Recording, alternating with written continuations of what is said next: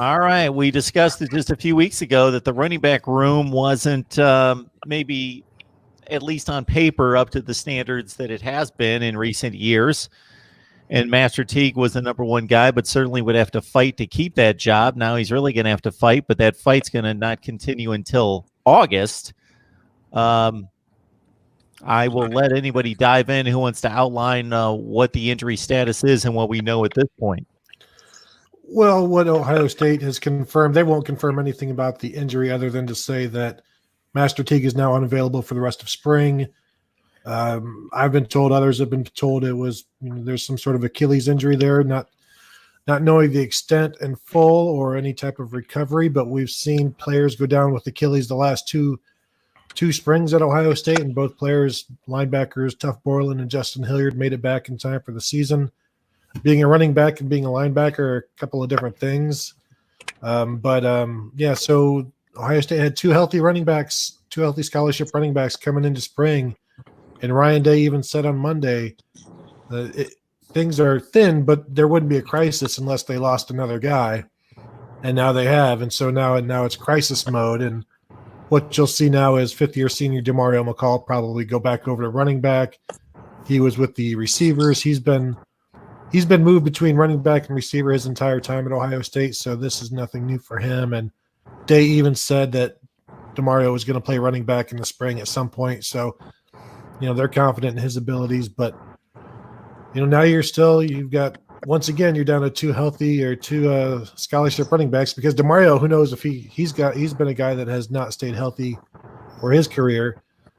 So we'll see. Steele Chambers now, the redshirt freshman, I believe he kept his red shirt, is a big kid, like 6'1", 6'2", 225, something like that. And now this is his show, at least for the spring, and it's his opportunity to put his foot out there and say, I want to be the starter at Ohio State, because it's, even though Master Teague rushed for 789 odd yards last year, Ryan Day never said that he is the starting running back. And so, you get back to August and Marcus Crowley will be back, who is a guy who was promising and tore his ACL last October or November during the Maryland game. So he'll be good to go for camp in the fall.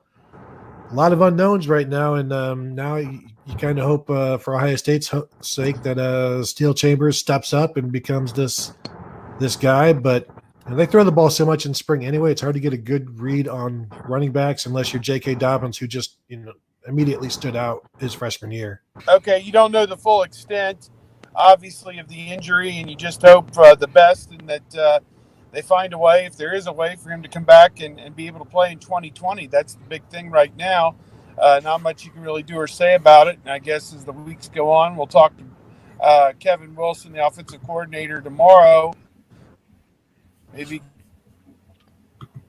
get a little bit tomorrow, but that's all you can do at this point. Yeah, just to kind of echo what had been said, obviously a tough blow. We'll learn more as time goes on, even though Ohio State really won't confirm more than just his status of being unavailable. But you have a situation where you don't have Crowley. It's going to be Steele Chambers. He has 19 carries for $135 and had a touchdown against Miami of Ohio. Obviously Demario McCall is a name that gets mentioned. Maybe Jalen Gill, somebody there. I'll throw in a name, and it doesn't do anything for the spring, but once you get into summer, once you get the regular enrollees coming in, maybe you look at somebody like a Cameron Martinez, who was a running quarterback in Michigan. I know Kerry Combs desperately wants him in the defensive back room, but this guy, two-time player of the year in the state of Michigan, is an exciting, explosive type of player. Don't know if he necessarily has the physical build to be a 17, 19, 20 carry guy in Big Ten play. But, I think that there's a lot of things that are in place to where they could be able to do some committee work. We don't know if Master was going to walk right into that position right off the bat or whatnot, but he seemed to be a prohibitive favorite in a lot of regards, and figured that Chambers and Crowley were both going to push. But coming off of if it is an Achilles injury, is he going to come back? Is he going to have the same burst? Is he going to be as quick? We've seen some guys come off of an Achilles it takes a little bit of time even after you're fully cleared to get back up to game speed and whatnot. So, it'll be interesting, but I would maybe consider putting a little bit more money on Justin Fields in the Heisman campaign out there right now, because it may be a little bit more of a pass-friendly offense if they're still plugging in some holes on the running side of the game. Yeah, and Cameron Martinez, Ryan Day was even asked if he could possibly be a running back on signing day, and he said, maybe, because the guy rushed for 5,000 or 6,000 yards in high school. So, and you look at his highlights, and it's very what you would expect to see from a dynamic running quarterback who could also be a running back. And maybe we're talking, like Kevin said, a committee. Remember, this is Ohio State, where when they have had a running quarterback, there's not many carries available, not many meaningful carries available for a third guy. So if you've got two healthy guys and a quarterback who also takes up 80 or 90 carries, you can make it just fine. You look at when they had J.K. Dobbins and Mike Weber and J.T. Barrett, you didn't really need anybody else running the ball. So while they're thin, it's kind of like last year quarterback. As long as you stay healthy with that one, you'll be okay. We've got our guy Yakov 22 asking about number 1 or 2 rated running back, depending on your service. Zach Evans out of North Shore, which is in Houston, Texas. No. And he's looking at all these SEC schools. He's looking at Texas A&M. Florida seems to be in the lead right now. Ole Miss has gotten a recent visit. Tennessee's in the mix. LSU. So they're all in the SEC. But this kid, he's a 2020 running back. He is yet to sign. So what does that tell you? Well, pass. He's a bit confused. I know that he's had off the field issues. A lot of maturing left to do, and God, I wouldn't have been recruited coming out of high school. I was a mess coming out of high school, but they also weren't offering me a football scholarship or anything along those lines. And I don't want to get into anybody's start denigrating anybody's character or anything there, but there is a reason why Ohio State never really got past the kick in the tire stage. And while we are in a situation of where Ohio State may be looking at headcount or whatnot, I would see them much more likely to look at the transfer portal than they would go to getting somebody who could be in the program theoretically for up to 5 years. You're locking down a spot.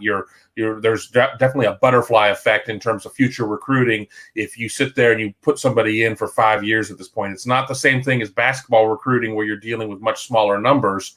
I mean, you have 85, but Ohio State, just for the people who are talking about the transfer portal, Ohio State's sitting north of 85 right now. If they were to bring in a transfer running back, I do believe they'll go to the portal, but I believe it'll be in the secondary. For everyone you bring in, that's another person that's going to have to find his way out. So, at this point, I don't see that being a feasible option. Yeah, I would agree. I don't think Evans is really in play for Ohio State. I think if somebody is added to this team, it could be a graduate transfer, a good fit in the spring after spring practice is over, kind of like Jonah Jackson last year. What happened with him, and that came about at the 11th hour. So potentially something like that could happen again this year. And you never know. It could be at the running back position if they get the long-term prognosis that Teague's not going to be able to play. As Yakov 22 reminds us, what he said a long time ago, you need, in regards to running backs, a pair and a spare. You also had unlimited scholarship numbers at one point, 95. I agree. They're sitting, all things being equal, they have 4 scholarship running backs between Master Teague, Chambers, Crowley, and Mayan Williams. That's not enough. That would be more than a pair and a spare. So I agree that there is something to that, and they're going to have that number. But that just doesn't mean that you can go out there and start throwing things around and, to be damned with the numbers. We'll figure it out eventually. Well, you're going to have to figure it out eventually. And, where are you going to cut at that point? And now where people's thoughts go to anytime there's an injury in a thin position is not necessarily, we're going to have to maybe change positions and bring somebody over from defensive back or another position. But, hey, let's get to that transfer portal and see who's there. Well, as Dale Sherm is reminding us, the Indiana running back from Avon, Samson James, who's a pretty good back, was pretty highly touted coming out of high school. He's out there. So he's in the transfer portal and available. A former Ohio State commit, Samson James. But I don't know that he does anything for you this year because I don't know that he would even be eligible because he's not a graduate. He's not moving closer to home. He's moving further away from home. So I think Ohio State already passed on him once in recruiting after having him committed.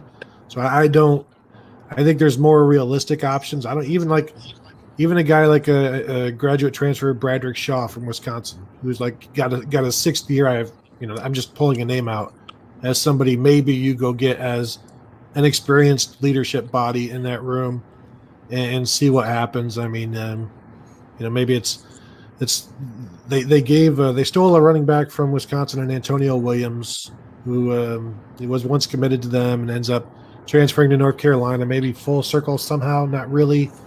You go back to Wisconsin again and see if something works there. But, if everything goes well, you would think everybody would be healthy by October and you would be okay. Well, there's all the talk too about eventually getting to the one-time transfer for everybody, but beating on that, it sounds like they want that to be 2020 to 2021, which would play a role this year, but you just never know how the NC2A is going to move, just generally slowly. Another name that's been thrown out there is Ricky Slade, who's at Penn State, who's in the transfer portal. Ohio State was heavily involved with him. Things just kind of went separate directions at that point. Thing to remember with Samson James, he truly did decommit from Ohio State. He wasn't shown the door so much. He decommitted when he came to an Ohio State game and watched Indiana play Ohio State here in Columbus, and then lo and behold, within a week, he was committed to Indiana. And business is business. I'm not going to say that there were probably any ill feelings or anything there, but something to remember at that point. So you never know. I think that Ryan Day did talk about the importance of monitoring the portal, and that's kind of where we're at today and whatnot. Something to keep an eye on. I don't know if it's necessarily, the most preferred course of action at this point, but you never know. Knock on wood, nothing else happens between now and the end of spring or into the summer. I don't even want to think of where we'd be at that point. And just to clarify, I was thinking that Samson James was from Avon, Ohio. He's from Avon, Indiana. I just want to clarify that for everyone. A top 10 running back coming out of the 2019 class that picked up some yardage at IU.